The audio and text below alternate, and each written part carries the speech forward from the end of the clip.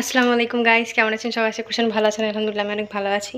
তো আজকে অনেক দিন পর একটা ভিডিও নিয়ে আসলাম আপনাদের সামনে। রাত্রেবেলা আমি আজকে শুটকি রান্না করব। তো শুটকিটাকে আমি কিন্তু প্রথম থেকে দেখাই নাই আপনাদেরকে, তাও আপনারা একটু দেখে নেন তাহলে বুঝতে পারবেন। আমি এখানে টাকি শুটকি নিয়ে নিয়েছি, বোনা করব। সেই জন্য টাকির শুটকিগুলোকে একদম ছোট ছোট পিস করে কেটে নিয়েছিলাম।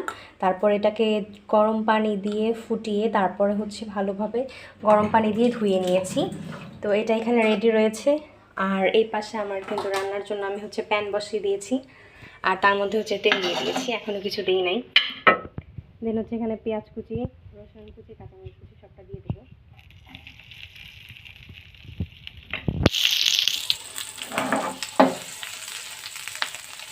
দিয়ে দিলাম। এখন এটাকে খুব সুন্দরভাবে ভাজতে হবে।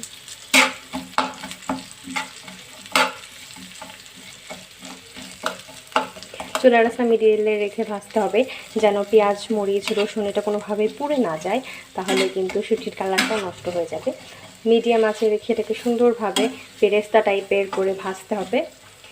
তো এটা আমার ভাজা হচ্ছে।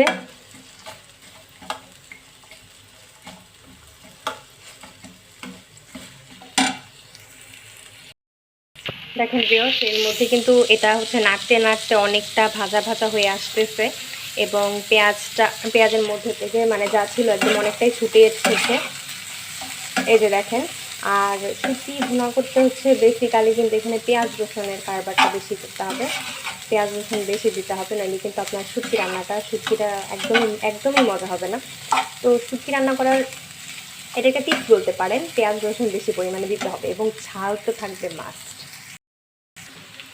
পেঁয়াজটা এই পর্যায়ে হয়ে এলে এখানে এখন পরিমাণ মতো লবণ দিয়ে দিতে হবে। পরিমাণ মতো আপনারা লবণটা দিয়ে দেবেন।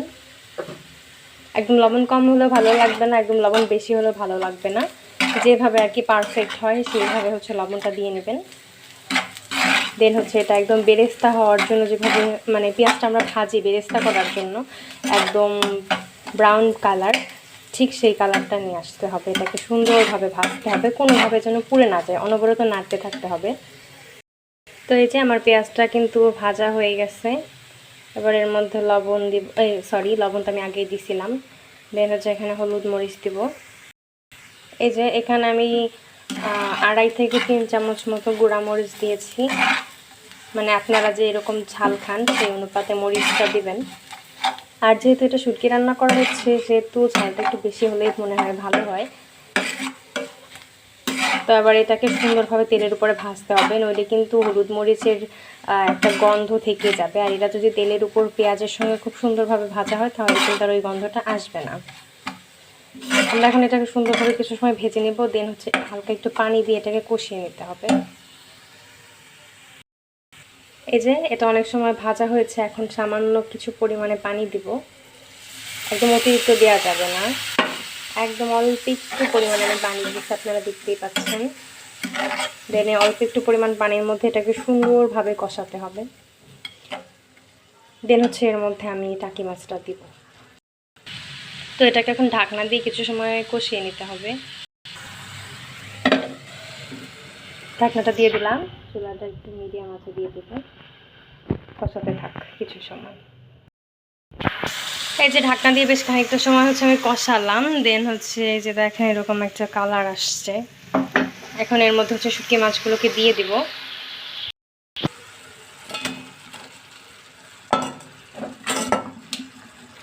আমার কাছে মাছের চেয়ে মনে করেন শুটকি মাছটা বেশি পছন্দ।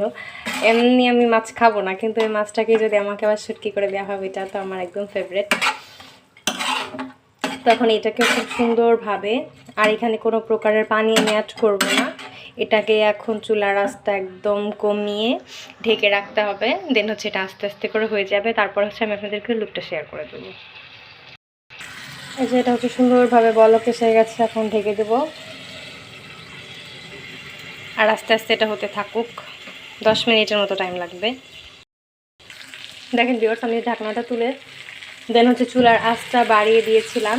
তারপরে একদম ভাজা ভাজা, আপনারা একটু জুম করেও দেখতে পারেন। এখানে কোনো প্রকারের কোনো পানি নেই, এখানে সবটাই রয়েছে তেল, একদম তেলে ভাজা ভাজা হয়েছে। এই যে দেখেন ভিতর থেকে কিন্তু তেল তেল বেরিয়ে গেছে ভাজতে ভাজতে। তো এখন বুঝতে হবে যে একদম রান্নাটা পারফেক্টলি হয়ে গেছে।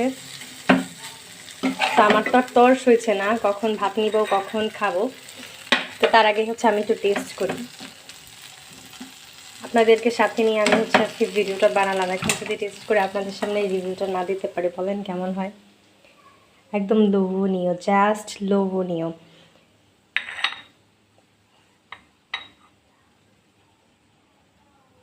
বিসমিল্লাহ। মানে কি বলবো, এটার স্বাদ হচ্ছে একদম অতুলনীয়। আপনারা যদি বাসায় বানিয়ে ট্রাই না করেন তাহলে আপনারা কি বুঝতেই পারবেন না।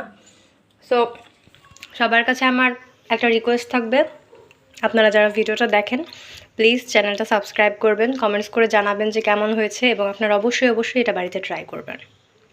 তো আজকের ভিডিও পর্যন্ত, আল্লাহ হাফেজ।